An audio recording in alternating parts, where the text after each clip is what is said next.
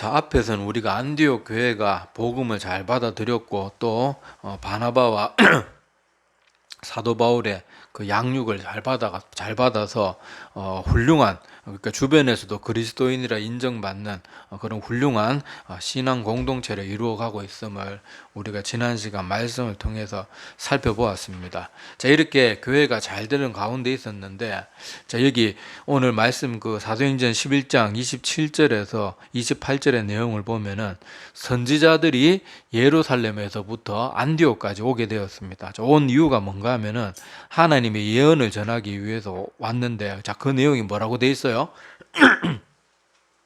천하에 큰 흉년이 들게 될 것이다. 자, 그것을 미리 알려주기 위해서 선지자들이 예루살렘에서부터 안디옥에 이르기까지 그렇게 왔다고 합니다. 자, 그러니까 실제로 우리 그 역사를 보아도요, 이 글라우디오 황제 때 크고 작은 흉년들이 있었다고 그렇게 전해져 옵니다. 자, 그래서 이게 사도행전은 항상 우리 성경은 실제 역사의 얘기잖아요. 자, 그래서 여기 그 선지자들 중에 아가보라 하는 사람이 예언한 것처럼 실제로 글라우디오 때에 있었던 그런 여러 흉년들 중에 아마 하나였던 것 같아요. 그래서 실제로 글라우디오 황제 때 그런 일이 있었다고 성경에도 기록으로 남아 있습니다. 자, 그래서 오늘 이 말씀을 보면서 우리가 하나 기억해야 될 것이 뭔가 하면은, 자, 지금 안디옥 교회에는 지도자로 누가 있었어요? 바나바하고 사도 바울이 있었습니다. 우리 바나바와 사도 바울로 말할 것 같으면은 성령 충만함으로 말하면은 당대에 있어서는 최고의 영성의 소유자들이었잖아요. 자, 그럼에도 불구하고 이 바나바와 사도 바울은 이 흉년이 있게 될 것에 대한 그런 얘기는 알지 못했던 거예요. 자, 그래서 우리 여기 말씀 속에서 하나 기억해야 되는 것은, 영성이 훌륭하다고 해서 모든 걸 다 하는 건 아닙니다. 하나님께서는 교회를 이루실 때 여러 사람들을 그렇게 부르셔가지고 그렇게 교회를 이루셨잖아요. 그죠? 그리고 그 교회의 구성원들은 다들 인격이 틀리고 성격도 틀리고 받은 사명이나 자기들이 가진 재능도 다 틀려요. 그래서 그 여러 다른 인격과 다른 성격, 사명, 재능, 재주 이런 것을 가진 사람들이 모여서 함께 공동체에 이루어갈 때 그게 건강한 교회라고 제가 여러 번 설교 때마다 말씀을 드렸습니다. 그래서 여기 바나바와 사도 바울이 성령 충만하다고 해서 하나님께서 모든 것을 다 주시는 건 아니에요. 그래서 오늘 말씀에 보면은 이 선지자 아가보가 포함되어 있는 선지자들이 이 흉년이 있을 거라는 것을 전해주기 위해서 예루살렘에서부터 안디옥까지, 그 시대에 뭐 기차도 없고 비행기도 없는 그 시절에 그렇게 먼 길을 와서 이 하나님의 예언의 말씀을 전해 주었던 것을 좀 우리가 눈여겨봐야 됩니다. 목사라고 성도들보다 모든 것이 다 뛰어난 게 아니에요. 그리고 성도라고 해서 목사보다 무슨 계급 사회처럼 목사보다 못하고 그런 게 아닙니다. 어떤 면에 있어서는 목사보다 훨씬 훌륭한 사람도 많아요. 그리고 단지 교회에서 목사니 성도니 직분이 나눠지고 이러는 것은 하나님께서 맡겨주신 사명이나 그런 사역의 역할이 다른 거지, 누가 더 대단하고 누가 덜 대단하고 그런 건 아닙니다. 오늘도 보세요. 바나바와 사도 바울 같은 사람이 얼마나 대단한 사람이었습니까? 그런데 이 예언에 대해서는 하나님께서 또 다른 주의 종들을 그렇게 사용하고 있는 것을 우리가 좀 눈여겨봐야 됩니다. 제가 간혹 가다가 성도들 만나서 이런저런 얘기하다가 보면은 어떤 성도들은 미신적인 신앙을 갖고 있어요. 그게 뭔가 하면은, 이게 제가 목사라도 다른 사람의 속마음을 알 수가 없잖아요. 막 교회에 그렇게 큰 무리를 일으키게 될 사람인지, 그리고 보기에 형편없었던 사람인데 나중에 훌륭한 믿음의 사람이 될 사람인지 그거 어떻게 알아요? 하나님도 아닌데. 그런데 성도들이 이렇게 말합니다. 아니, 목사님이면 딱 그 사람 근처만 와도 다 알아야 되는 거 아니에요? 영성이 부족한 거 아니에요? 그렇게 아주 미신적인 신앙을 가진 사람들이 있어요. 물론 어떤 예언의 은사나 이런 걸 받은 사람 중에는 그런 것을 알 수도 있습니다. 아는 사람이 있기도 한데, 여러분 성경에 보면 우리 선지자 엘리사 있잖아요. 엘리사도 영성이 얼마나 대단한 사람이었습니까? 그런 엘리사나 엘리야도 하나님께서 미리 알려주시는 것은 그 사람들도 알아요. 근데 우리 엘리사와 수냄 여인, 그 수냄 여자, 그러니까 엘리사를 열심히 섬겼던 그 수냄 여인의 이야기 알잖아요.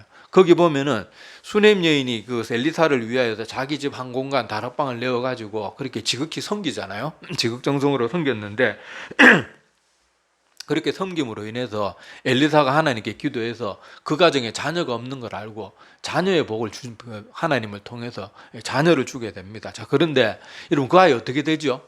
아이고 머리야 갑자기 그러다가 갑자기 급사를 하는 거예요. 그때 그 여인이 누구에게도 말하지 않고 막 엘리사에게 달려갑니다. 그러니까 막 그렇게 헐레벌떡 와가지고 게하시 엘리사 앞에 도착하니까 게하시가 막 이 사람이 미쳤나 싶어가지고 막 뜯어 말리는 거예요. 지금 뭐 하는 거냐고 막 말리니까 그때 엘리사가 뭐라 그럽니까? 이 여인이 지금 나에게 오긴 왔는데 무엇 때문에 왔는지 하나님께서 나에게 숨기시고 이러지 아니하셨다, 이렇게 말하는 장면이 나옵니다. 근데 엘리사가 다른 경우에는 어때요? 어떤 사람이 자기에게 오기도 전에 그 사람이 지금 왜 오고 언제 도착하고 무슨 말 해야 될지 다 알고 있어요. 그런데 하나님이 안 알려주시면 엘리사같이 대단한 사람조차도 알 수 없는 거예요. 아니, 목사라고 모든 걸 다 알면 목사도 얼마나 좋겠어요. 저도 좀 알고 싶어요. 알고 싶은데 우리가 그런 미신적인 신앙에 빠져서는 안 됩니다. 하나님께서 뭐 목사라고 모든 걸 알려주고 성도한테는 아무것도 안 알려주고 그런 게 아니에요. 성도들 중에도 기도하는 분들은요, 기도하다가 갑자기 자꾸 뭐 어떤 이미지 같은 게 떠올라가지고 뭐 어떤 사람에 대해서 안 좋은 그런 생각이 자꾸 들어서 탁 전화 같은 거 해보면 정말로 그 사람이 큰 어려움에 처해 있거나, 지금 이 시대로는 선지자 같은 분들이 있긴 있거든요. 근데 모든 사람이 또 다 그런 건 아니에요. 뭐 그리고 그런 예언하는 사람들이 다 말씀의 능력이 있습니까? 가르치는 건 또 목사만도 못한 경우가 있단 말이에요. 그러니까 하나님께서 모든 사람에게 각자 각자의 재능과 각자 각자의 소명과 모든 것 하나님께서 그 사람에게 맡겨주시는데 자꾸 그런 미신적인 신앙에 빠져서는 안 돼요. 미신적인 신앙에 자꾸 빠져가지고 목사가 그것도 모르면 어떡합니까? 그런 식으로 하면은 정말로 귀중한 기회들을 놓치게 됩니다. 만약에 그렇게 말하는 어떤 성도가 이 시대의 사도 바울과 바나바를 봤을 때 어떻게 보겠어요?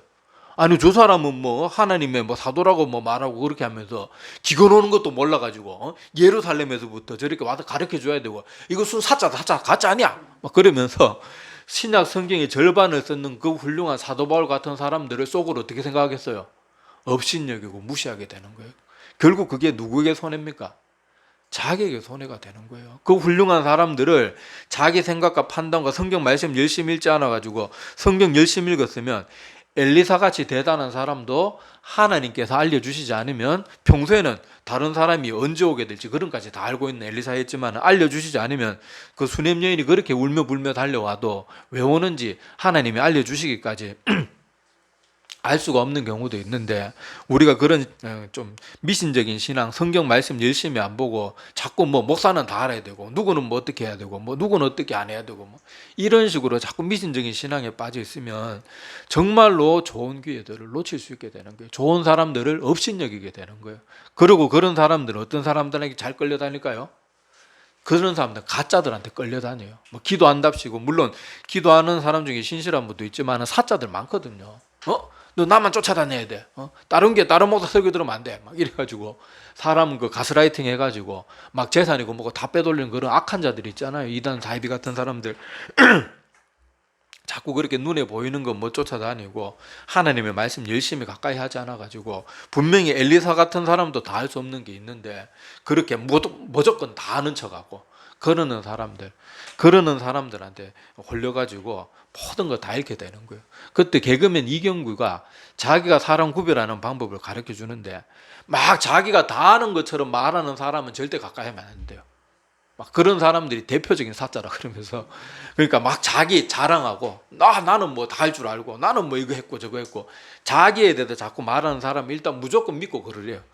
이경규가 보면은 물론 뭐 그 사람이 뭐 훌륭하다 뭐 그런 거 내가 다 속속들이는 모르지만 그래도 한 번씩 이렇게 뭐 유튜브나 이런 데 나와가지고 한마디씩 톡톡 던지는 거 보면요 좀 되게 지혜로운 말들을 많이 하더라고요. 그래서 여러분 정말로 신실한 주의 종들은요, 성도들이 날 무시하든 무시하지 않든 모르는 건 모른다, 아는 건 자세히 가르쳐주고 그러는 게 신실한 사람이지.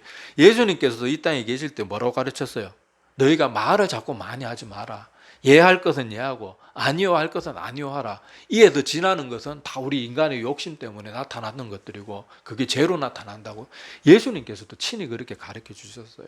자, 그래서 그것을 꼭 기억하시기를 바랍니다. 오늘도 바나바와 사도 바울처럼 훌륭한 사람들이 있었지만은 때로는 이 미래에 대한 예언을 친히 가르쳐 줄 수도 있었지만은 왜 그런지 우리가 이유는 알 수는 없어요. 그런데 여기 아가보로 대표되는 여러 다른 선지자 무리를 보내가지고 또 알려주시는 것을 통해서 우리가 하나님의 교회는 여러 사람들을 통해서 함께 이루어가는 곳이라는 것을 꼭 잊지 말고 기억해야 됩니다. 그래서 우리가 다른 성도나 뭐 다른 사람들을 볼 때도 저 사람이 나보다 좀 못해 보이고 연약해 보인다고 절대로 함부로 업신여기는 안 됩니다.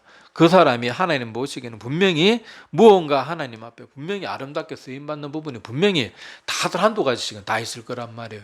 그리고 또 아까도 말했다시피 무슨 목사가 조금 말했는 거 몇 마디 맞다고 막 그런 사자 같은 목사들 쫓아다니면서 목사를 목사로 대하는 게 아니고 목사를 막 하나님처럼 떠받들고 뭐 사이비 교주 떠받들지 그런 식으로 절대 신앙생활 해서는 안 돼요. 우리는 누구를 믿는 자들입니까? 하나님을 믿는 자들이지 목사를 믿는 자들이 아니에요. 목사를 통해서 우리가 얻어야 될 것은 하나님의 말씀을 바르게 가르침받고 하나님께로 더 나아가기 위해 도움받는 조력자지, 목사는 우리 섬길 대상이 절대로 아니에요. 그리고 목사가 성경과 조금이라도 다른 말하고 목사가 하나님 위해 자꾸 자기를 따르게 만들면요, 단번에 끊어내버려야 됩니다.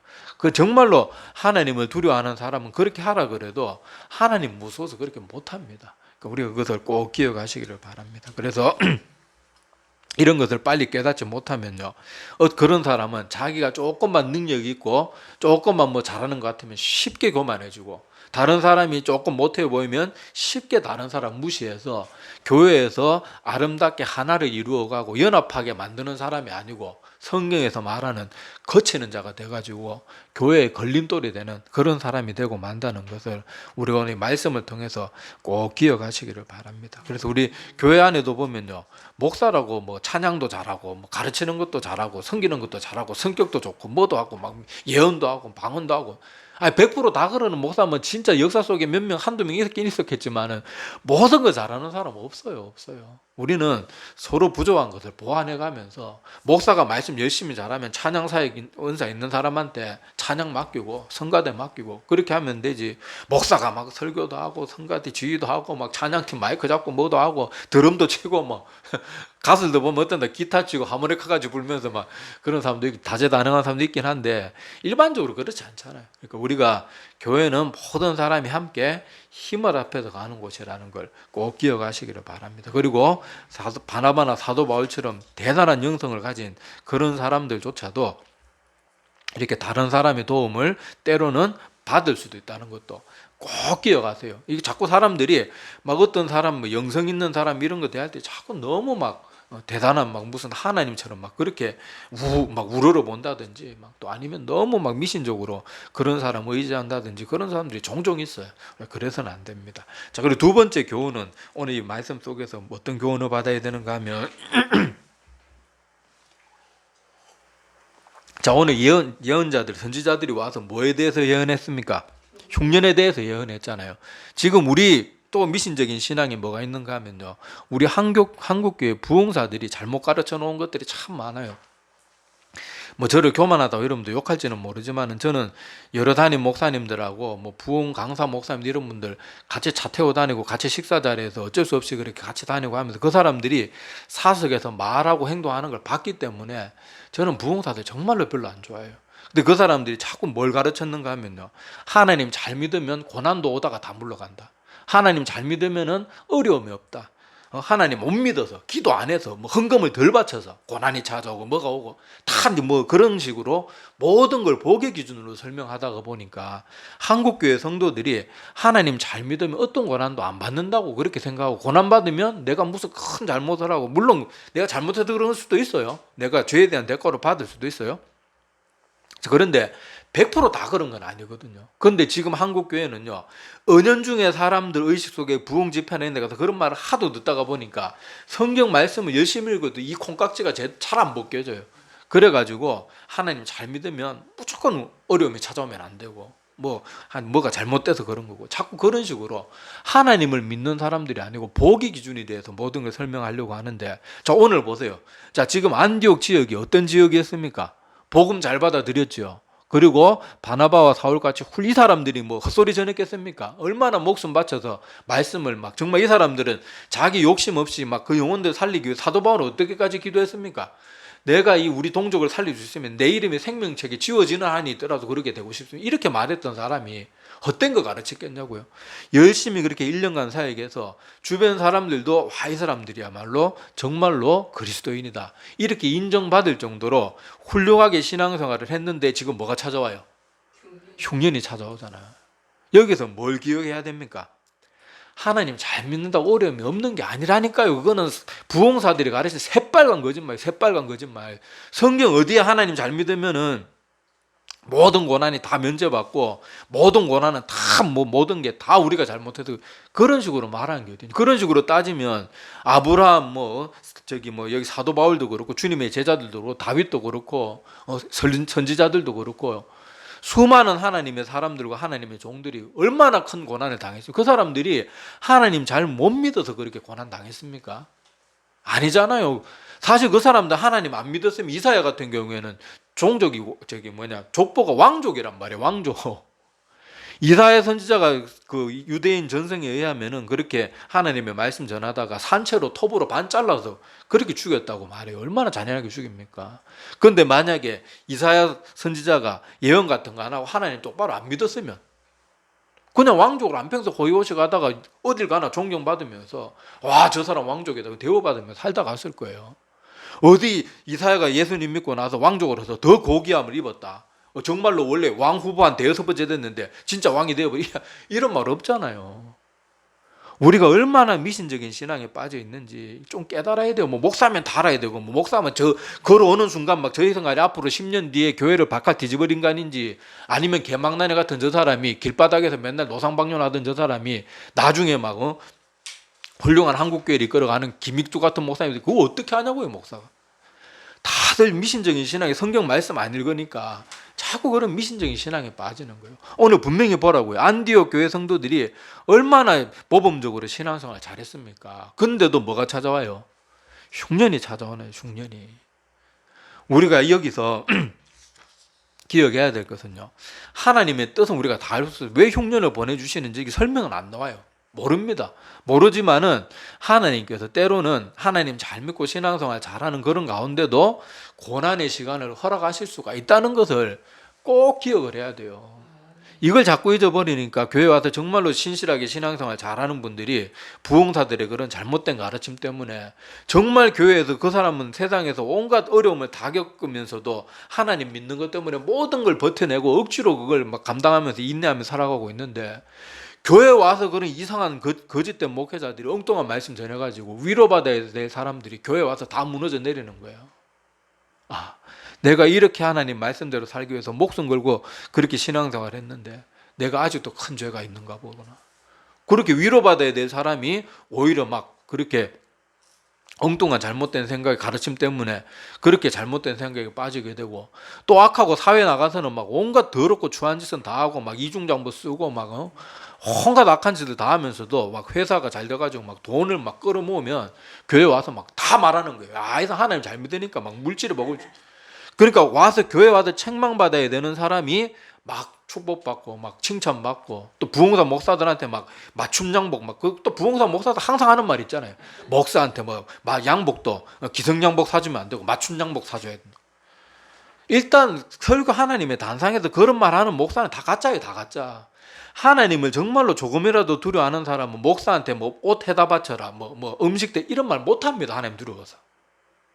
제가 볼 때는 하나님이 강단에서 목사한테 뭐 해라 이거 해라 저거 해라 하는 목사들은 일단 그냥 그런 말씀하는 사람은 다 거의 몰라요. 제가 하나님이 저도 모르지만 내가 볼 때는 90% 이상은 다 가짜입니다. 하나님 두려워하는지 않는 사람들이에요. 하여튼 간에 그런 식으로 우리가 신앙생활에 잘못된 그런 모습을 하게 되면요, 그렇게 악한 자들, 교회 와서 책망받아야 되는 사람들이 오히려 더 힘을 얻고, 야, 이중장부 써도 하나님께서 내게 복을 주시는구나, 이 정도는 하나님께서 귀엽게 봐주시는구나, 그러면서 더 죄에 대해서 담대해지고 더 악해지고 그렇게 되는 거예요. 지금 한국교회가 계속 그런 식으로 가르치니까 한국교회가 지금 이렇게 무너지고 있잖아요. 듣기 좋은 말에 축복 설교 해주는 목사들은 점점 더 사람들이 몰려다니고, 옳은 말 해주는 목사는 맨날 성도들한테 무시당하고, 성도들도 옳은 말 해주는 목사들은 별로 막 그렇게 존중 안 합니다. 되게 무시하는 경우도 많고요.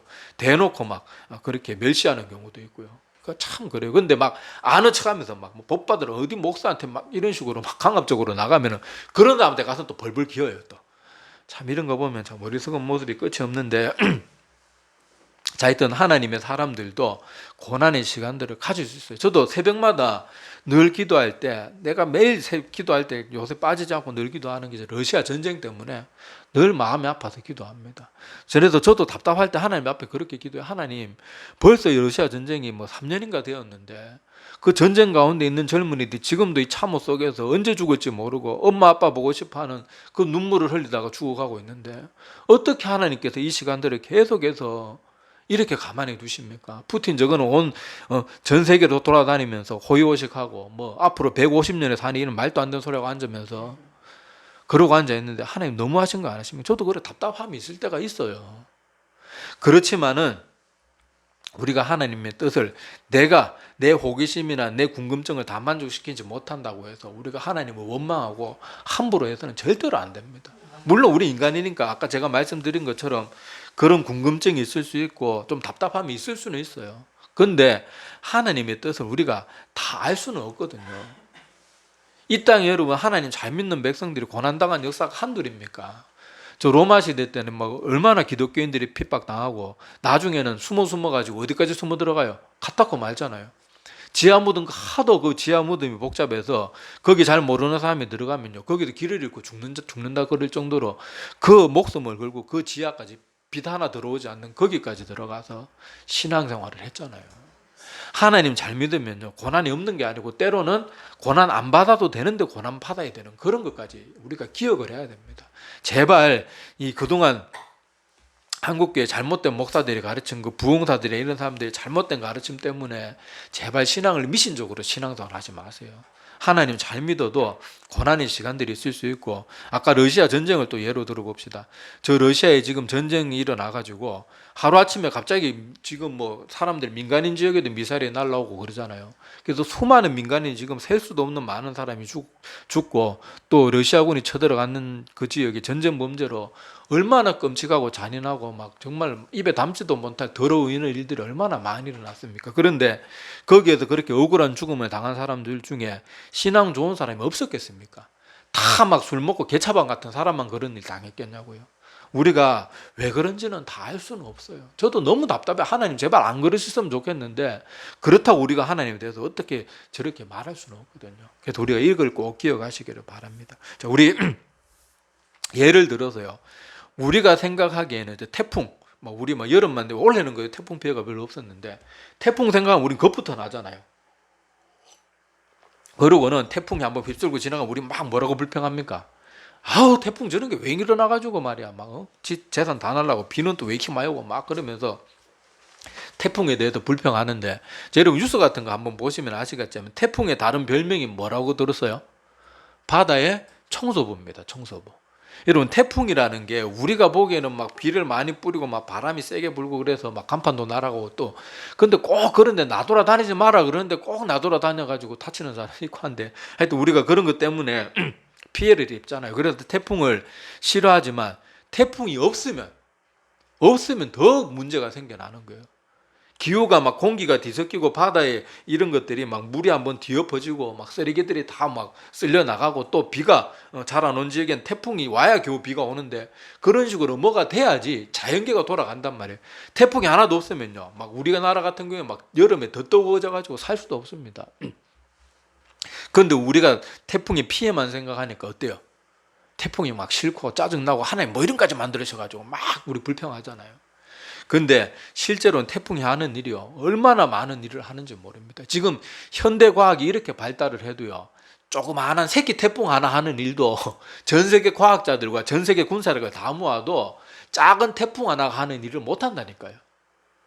그러니까 우리는 다 알 수가 없어요. 우리 입장에서는 우리의 짧은 생각으로는 태풍이 너무 싫고 태풍 저것 때문에 비도 너무 많이 오고 막 그래도 싫을 수 있지만은 그 태풍을 통해서 이 지구에는 정말로 유익한 일들이 많이 일어나고 있는 거예요. 그렇다고 뭐 제가 전쟁은 이래서 전쟁이 일어나고 뭐 이렇게까지 제가 100%저 하나님이 아니에요.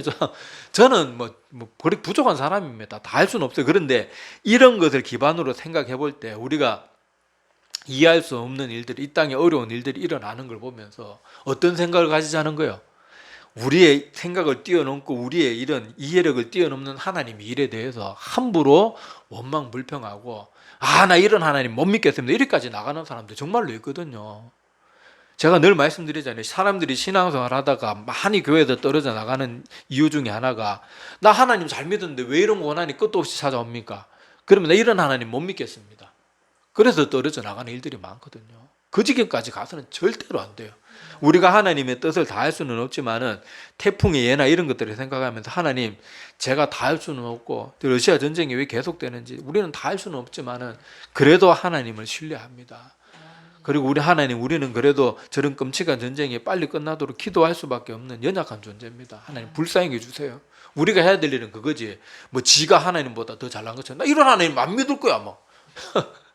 아니 그 얼마나 교만한 말이에요. 자기 창조주 하나님 앞에서 나 이런 하나님 못 믿겠다고. 내가 로봇을 만들었어요. 로봇을 만들어가지고 내 마음대로 막 설거지도 시키고 빨래도 시키고 막 하다가 내 더러워서 못하겠네. 맨날 빨래 나가고 설거지 나고 내 이런 주인 못 섬기겠다면서 막 나를 막 두드려 패려고 다가오면 어떻게 하겠어요? 리모컨 딱 하고 자복장치를 눌러버리든지 아니 전원을 꺼버리든지 정지 버튼을 눌러버릴 거 아니에요. 얼마나 하나님 앞에서 교만한 모습이냐고요. 우리가 절대로 그 지경까지 나가서는 안 됩니다. 그리고 하나님께서 지금 이 기근이 올 것을 미리 알려주시잖아요. 미리 알려주셨다는 것은 뭘 뜻하겠어요? 이 흉년이라는 일이 하나님의 뜻과 계획 안에 있다는 말이고, 그리고 또 둘째로 미리 알려주신 것은 그것을 우리가 대비할 수 있도록 알려주시는 거니까 하나님의 사랑이 여기 있는 거예요. 자, 다시 이건 꼭 여러분 마음에 기억하세요. 미리 알려주셨다는 것은 비록 흉년의 소식이지만은 미리 알려주셨다는 것 속에 두 가지 중요하게 기억해야 될 게 뭐라고요? 흉년이고 우리 인간에게는 힘든 시간이지만은 하나님께서 계획하신 일 중에 하나라는 거. 그리고 미리 알려주셨다는 것은 우리가 이것을 대비할 수 있도록 우리에게 준비시켜 주시는 하나님의 사랑이 거기에 있다는 거. 이것을 우리가 꼭 마음에 꼭꼭 새기세요. 꼭꼭. 제발 다시 말씀드리지만은 제발 미신적인 신앙에서 벗어나고 잘못된 목사들이 성경 안 읽으니까 그런 잘못된 목회자들한테 자기 재산 갖다 바치고 목숨 갖다 바치고 시간 갖다 바치면서 그런 잘못된 사람 밑에 가 있는 거예요. 제발 정신 차리시고 여러분이 믿고 섬겨야 될 것은 오직 하나님 한 분이고 오직 하나님의 말씀을 통해서만 바르게 하나님 섬겨야 돼요. 우리는 절대로 목사라고 목사가 영성이 있고 뭐 대단히 뛰어나 보인다고 막 그 사람이 하는 말이 다 맞다 그래도 목사를 섬기는 사람들이 절대로 아닙니다. 우리는 그냥 그 사람들은 하나님께로 더 가까이 나가도록 도움받는 존재들이지 목사는 섬기는 거 아니에요. 물론 우리가 같은 성도라서 사랑하고 서로 격려해 주는 건 필요하죠. 근데 하나님 섬기듯이 떠받들듯이 그렇게 하는 건 절대로 아니라는 것도 꼭 기억하시기를 바랍니다. 그래서 오늘 이 말씀 속에서 하나님께서 바나바와 사도 바울처럼 대단한 사람에게도 때로는 다른 선지자들을 통해서 알려주는 일이 있다는 걸 통해서 하나님께서는 여러 사람을 통해서 여러 방법으로 일하신다는 것, 또 교회도 각자 다른 사명과 재능과 그런 뭐 이런 여러 가지 영성이 있는 다양한 사람들을 통해서 교회를 이루어 가신다는 것 꼭 기억하시고, 하나님 잘 믿어도 뭐가 찾아올 수 있다고요? 고난과 아픔의 시간들이 분명히 있을 수 있다는 것을 꼭 기억하시기를 바랍니다. 그리고 이 미리 알려주신다는 것, 요거는 두 가지 뭐라 그랬어요? 하나님의 뜻과 계획 속에 있다는 거. 미리 알려주셨으니까 알고 계신다는 거죠, 하나님이. 그리고 미리 알려주시는 것은 하나님께서 우리에게 예배하라고 사랑으로 알려주시는 거예요. 그걸 우리가 꼭 마음에 새기시기를 바랍니다. 네, 기도드리겠습니다.